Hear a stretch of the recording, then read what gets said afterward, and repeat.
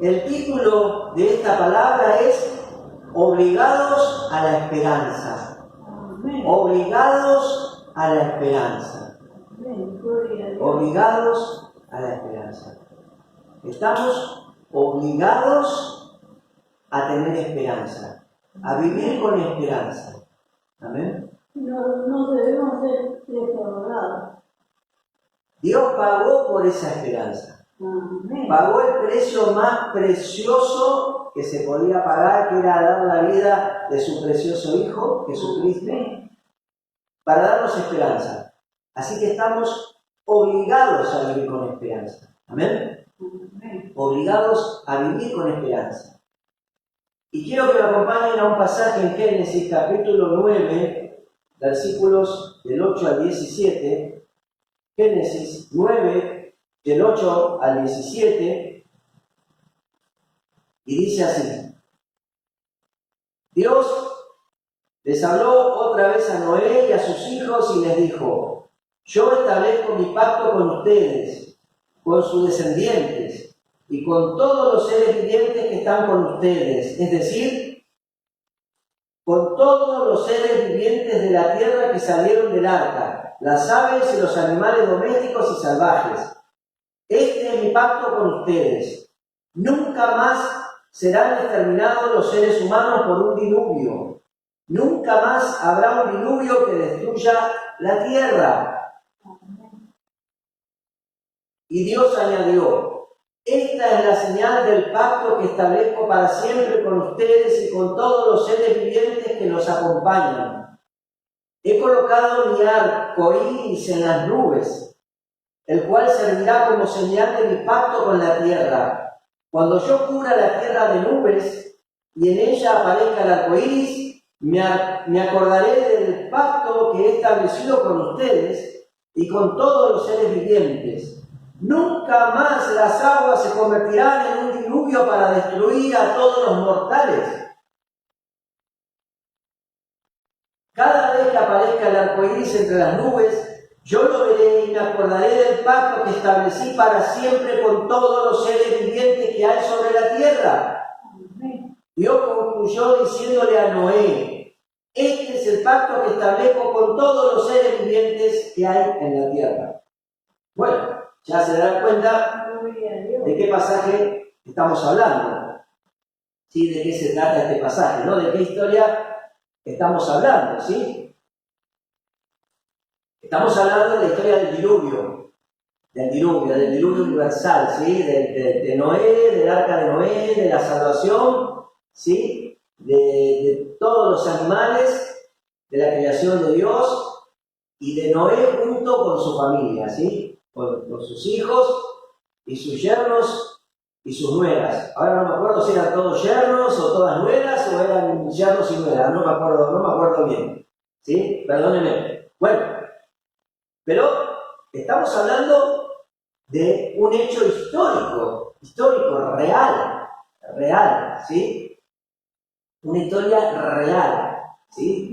La del diluvio y la del arca de Noé, ¿sí? Y la de la salvación de los animales de la creación y de Noé y su familia, ¿sí? Es una historia real. Hasta hay evidencias, ¿sí? Científicas de que este hecho ocurrió, ¿sí?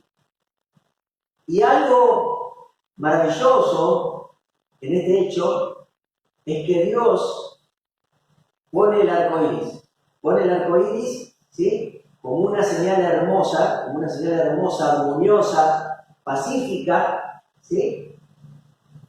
Como símbolo de la promesa de Dios de que no iba a volver a ver esa destrucción de Dios.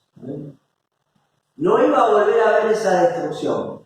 Por lo menos no iba a volver a ver ese juicio o ese tipo de juicio, porque ya vamos a ver que todavía queda un juicio pendiente de parte de Dios.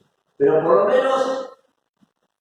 menos para ese momento de la historia del mundo y que todavía nos alcanza a nosotros en esta época, esa fue la única destrucción masiva para el mundo de parte de Dios, y fue con agua.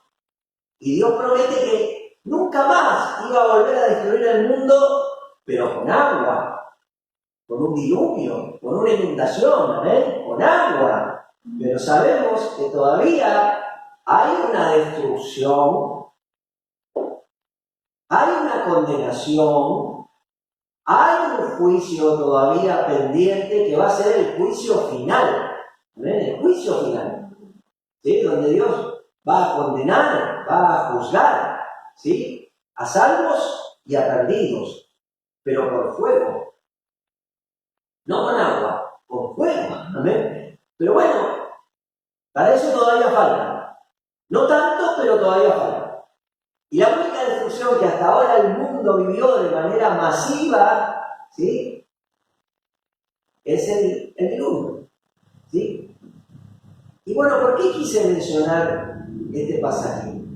Porque estamos en un momento del mundo, ¿no? Un momento del mundo, de la historia, globalmente, integralmente, no solo del mundo, de la iglesia, de nuestras familias, de la sociedad, y también en lo personal, ¿no? En la vida personal de uno, en uno mismo, ¿no? En nuestras propias vidas, que quizás solo nosotros sepamos interiormente por lo que estamos pasando. Solo cada uno de nosotros sepa interiormente qué es lo que está sufriendo estos días, ¿sí? Pero en general está todo convulsionado. De eso creo que no hay duda. Todos estaremos de acuerdo que está todo convulsionado. ¿Amén? Todo convulsionado. El mundo entero está convulsionado. El mundo, la sociedad, la iglesia, nuestra familia, porque ¿quién no está pasando un problema en su familia? A ver, miro a la cámara también, para los que nos están viendo también a través de la cámara, el público que nos sigue en todas partes del mundo, ¿sí? A través de las filmaciones. Le pregunto a ese público también, ¿quién no está pasando un problema en su familia? Creo que nadie me podría decir que no está pasando un problema, aunque sea un problema en su familia, ¿sí? Entonces está todo convulsionado, las familias y aún nuestras vidas en lo personal también están convulsionadas. Estamos pasando por un tiempo de zozobra, de angustia, de ansiedad, de nerviosismo, de preocupación, ¿sí? De falta de paz, Puntualmente estamos viviendo un tiempo de guerras en el mundo, de guerras. Todavía no terminamos la guerra entre Rusia y Ucrania, porque todavía están en guerra entre Rusia y Ucrania en Europa del Este, en Europa, de cualquier manera, y ahora estamos con otra guerra en Medio Oriente, ¿sí? Entre Estados Unidos, Israel e Irán, ¿sí? Y seguramente otras guerras en otras partes del mundo también, porque guerras, hermanos, guerras nunca dejó de haber en el mundo. Que no nos enteremos es otra cosa. Pero desde que Dios creó al hombre, nunca dejó de haber guerras en el mundo. Nunca. Quizás son guerras en lugares muy remotos, como en África, por ejemplo, entre tribus de algún país de África, ¿sí? Y nosotros no nos enteramos, pero lo que hubo guerras en el mundo permanentemente desde que Dios creó al hombre y a la tierra. Yo creo que estamos todos de acuerdo, ¿no? Y lo mismo la audiencia que nos está viendo. ¿Estarán de acuerdo conmigo? Que nunca dejó de haber guerras en este mundo desde que Dios creó al hombre. Solo que algunas guerras no son tan importantes como para que nos enteremos, pero nunca hubo una paz completa en el mundo, ¿sí? Pero en este momento estamos viviendo guerras muy importantes, por lo menos dos guerras muy importantes, que son la de Rusia con Ucrania en Europa del Este, y la de Medio Oriente también, que es terrible, ¿no? Está, en este momento está en plenitud esa guerra, ¿sí? Entonces, hermanos, ¿cómo vamos a estar bien? ¿Cómo vamos a estar bien? ¿Cómo vamos a estar tranquilos cuando uno está escuchando permanentemente esas noticias? No sé usted, pero yo no puedo estar tranquilo aunque estemos a miles de kilómetros de esos lugares donde está ocurriendo la guerra. Yo no puedo estar tranquilo. Yo no puedo ser. A mí eso me produce angustia, me produce ansiedad, me produce incertidumbre, nerviosismo, ¿sí? Y yo creo que consciente o inconscientemente a todos nos produce angustia, ¿ven? A todos. Algunos serán más conscientes, otros no tanto, pero yo creo que lo convulsionado que está el mundo, nos produce un grado de angustia, de ansiedad, ¿sí? De preocupación, de nerviosismo, de zozobra a todos, ¿amén? Entonces, por eso quería hablar de esto, ¿no? Y de esta palabra, obligados a la esperanza. Porque ¿qué vamos a hacer? ¿Qué vamos a esperar los cristianos, los hijos de Dios, los creyentes, los discípulos de Cristo, como decíamos? ¿Qué vamos a esperar? ¿Que no haya más guerras en el mundo para tener paz en nuestro corazón? ¿Que no haya más guerras en el mundo para tener esperanza? ¿Que no haya más guerras en el mundo para tener fe? ¿Que no haya más guerras en el mundo para tener amor? Porque la palabra habla, ¿no? De la fe, la esperanza y el amor. Amén. Y eso produce paz en nuestro corazón. Entonces, ¿qué vamos a esperar?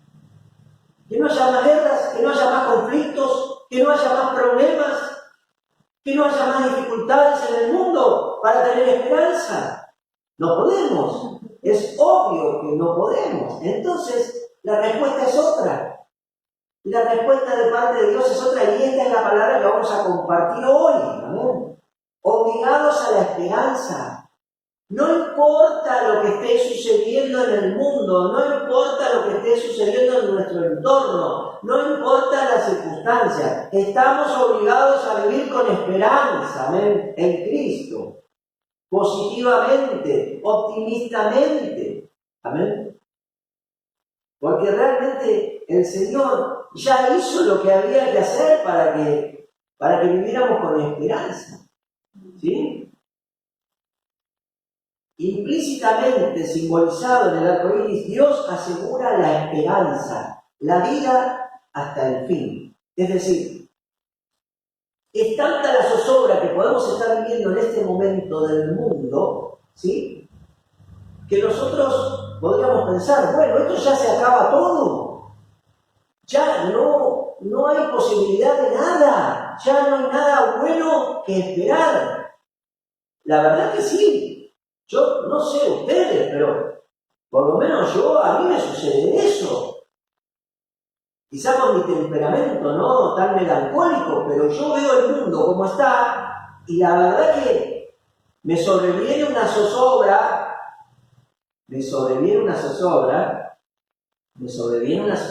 tan grande que realmente me cuesta creer que va a venir algo bueno. Amén. Que todavía es futuro, que Dios va a hacer algo, que hay esperanza. Amén. Me cuesta, pero bueno, por eso esta palabra, hermanos. Entonces, Dios es un garante de la esperanza. Amén. Por supuesto, en Cristo, al haber dado la vida de Cristo, amén, eso es una garantía de esperanza en el mundo, de fe, esperanza y amor en el mundo. Amén. Cristo es la garantía y también tiene que ser nuestra inspiración para la fe, la esperanza y el amor, para seguir ejerciendo como creyentes, ¿sí? La fe, la esperanza y el amor permanentemente, ¿sí? Porque hasta ese día del juicio final, que ahora vamos a hablar, hasta ese día del juicio final que menciona Apocalipsis, Dios sigue proveyendo de esperanza al mundo. Hasta el último día tenemos que vivir con esperanza, optimistamente, positivamente, para adelante, ¿sí? Con expectativas, con buenas intenciones, haciendo el bien, haciendo lo bueno, edificando, creciendo, desarrollándonos, aprendiendo, perfeccionándonos, ¿sí? Logrando el carácter, que eso es parte de esta palabra también. El propósito de Dios es lograr el carácter que Dios quiere con cada uno de nosotros y con la iglesia. Amén. Amén. Entonces, implícitamente simbolizado en el arco iris, porque qué símbolo más bello, ¿no? Más hermoso, más esperanzador que un arco iris, ¿sí? Entonces, Dios simboliza en ese arco iris la esperanza. Y Él promete que no va a volver a destruir el mundo como lo destruyó aquella vez. Por lo menos como digo, ¿no? Hasta la próxima vez que lo destruya, que va a ser con fuego, Dios no va a destruir al mundo. Hasta ese momento no va a destruir al mundo. Y al contrario, en todo ese tiempo, Dios provee esperanza. Cuando sea el final, va a ser el final. Cuando sea el final, va a ser el final. ¿Sí? De eso no hay duda, podemos quedarnos tranquilos que Dios tiene un día final.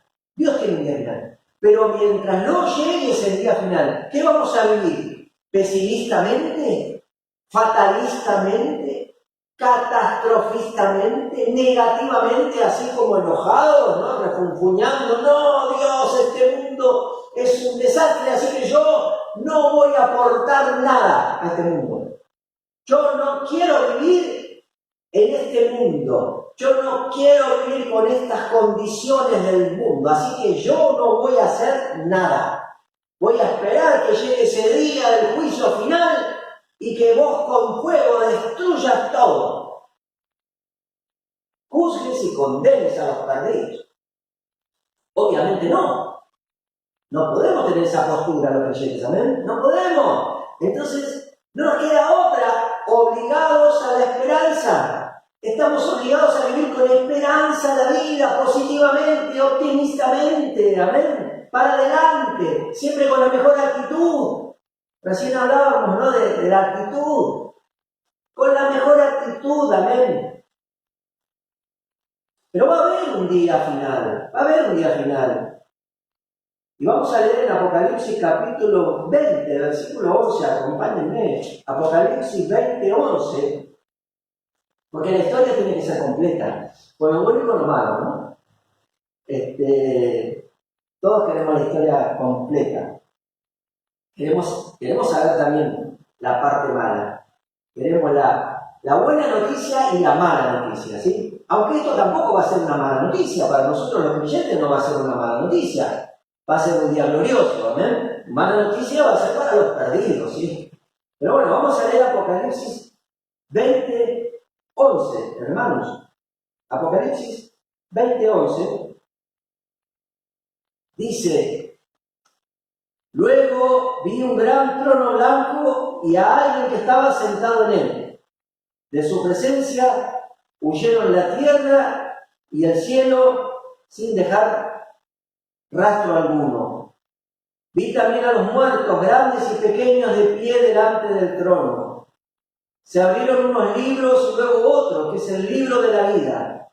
Los muertos fueron juzgados según lo que habían hecho, conforme a lo que estaba escrito en los libros. El mar devolvió sus muertos, la muerte y el infierno devolvieron los suyos, y cada uno fue juzgado según lo que había hecho. La muerte y el infierno fueron arrojados al lago de fuego. Este lago de fuego es la muerte segunda. Aquel cuyo nombre no estaba escrito en el libro de la vida era arrojado al lago de fuego. Amén. Estamos hablando de ese día final, de ese día de juicio de Dios para salvación y para condenación. Amén. Y ese día sí va a haber un juicio. Dios no va a hacer pasar por fuego, porque el fuego es lo que purifica. Amén. Es lo que purifica.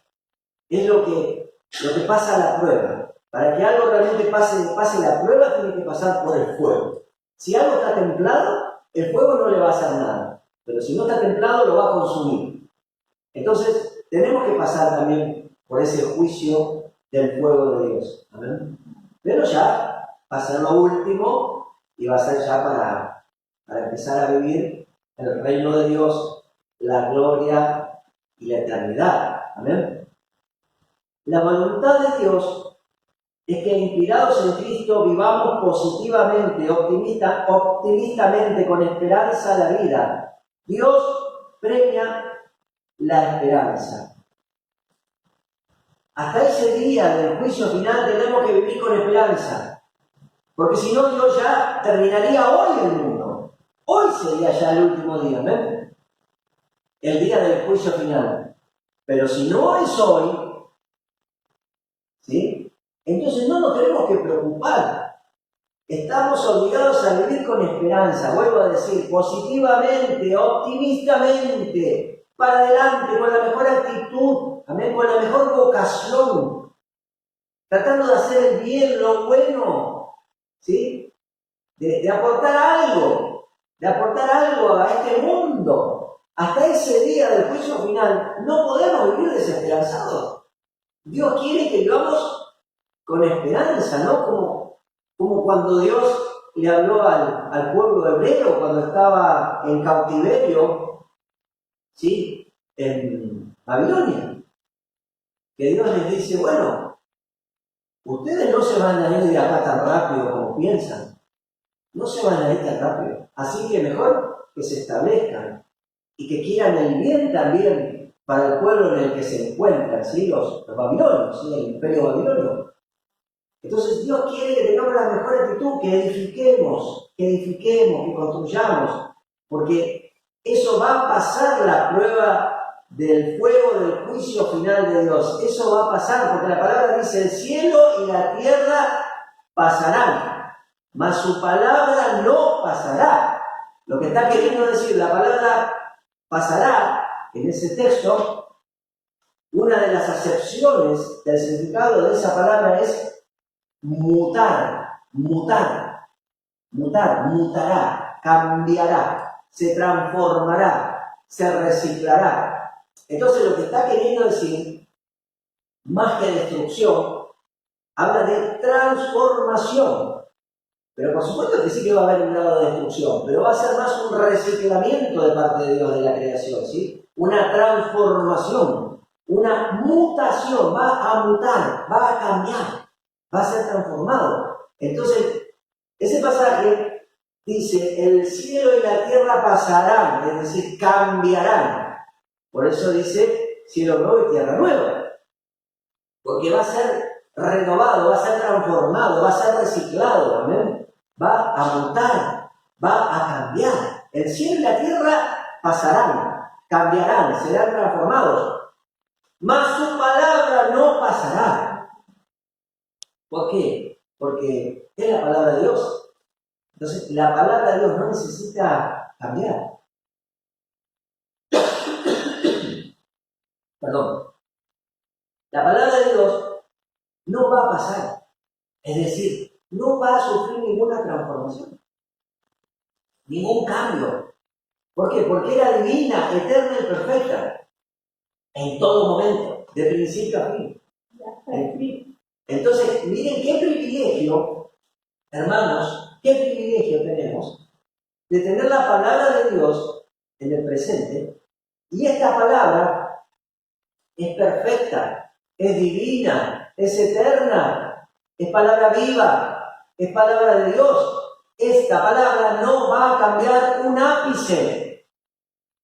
¿Amén? ¿Me entienden? Esta palabra no va a cambiar, no va a cambiar. Porque no necesita cambiar, porque es la palabra de Dios, es la palabra que salió del corazón de Dios eternamente. Entonces, esta palabra no va a experimentar ningún cambio porque no lo necesita, porque era perfecta. Entonces, miren qué privilegio que tenemos en esta vida, en esta tierra, en este mundo tan imperfecto, de tener algo que es divino, eterno y perfecto, imperecedero, que es la palabra de Dios, que no va a sufrir ni el más mínimo cambio en ese día del último día, del fin del mundo, del juicio final para el mundo. El cielo y la tierra pasarán, mas su palabra no pasará. Amén.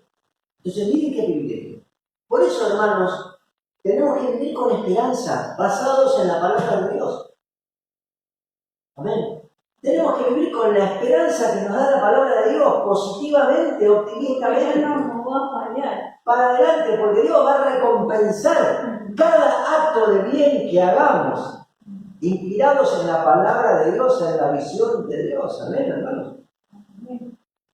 Incluso la palabra esperanza, bíblicamente, no es tan así como la interpretamos común y corriente, ¿no? De manera común y corriente. La palabra esperanza, teológicamente, más bien ya es una seguridad de algo. Es como la definición de fe, que es certeza de lo que se espera, convicción de lo que no se ve. Esperanza es muy parecido. Es la seguridad que tengo de algo por venir. No necesito que venga para tener ya esa seguridad, esa actitud. No necesito, porque si no, no es fe, no es esperanza. No necesito que ocurra. Yo ya sé que lo tengo. Yo ya tengo esa seguridad de que eso es lo que va a acontecer. Amén. Entonces, la esperanza es algo concreto. La esperanza no es tanto una expectativa de algo que va a suceder, sino es una realidad presente, que yo la tengo que vivir en mi corazón, inspirado en la palabra de Dios. Amén. La esperanza, teológicamente, es algo que ya lo tengo y ya lo vivo. No necesito ver para sentirlo. Amén. Para creerlo y para vivirlo, hermanos. Entonces, finalizo con esto, hermanos. ¿Qué sentido entonces tienen las guerras, los conflictos, los problemas, las dificultades? ¿Algún sentido deben tener? Si no, Dios no lo permitiría. ¿Amén? Sí, tienen sentido. ¿Saben cuál es? Que aprendamos, que experimentemos, que nos perfeccionemos, que logremos ese carácter, esa formación que Dios quiere en nosotros. Amén.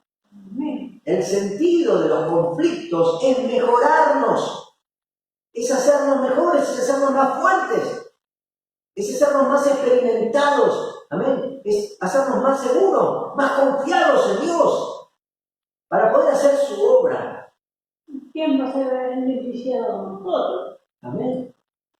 Entonces, no hay que ver con malos ojos tampoco a los conflictos, porque son para mejorarnos, son para hacernos experimentar, para que aprendamos algo nuevo, algo que no sabíamos, para que seamos más maduros.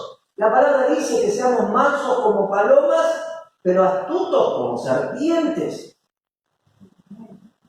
Mansos como palomas, pero astutos como serpientes. Entonces Dios nos quiere formar, no quiere que seamos ingenuos, inocentes permanentemente, porque algún día voy a hablar sobre la inocencia, la ingenuidad, y en un sentido sí tenemos que recuperar esa inocencia, esa ingenuidad de los niños.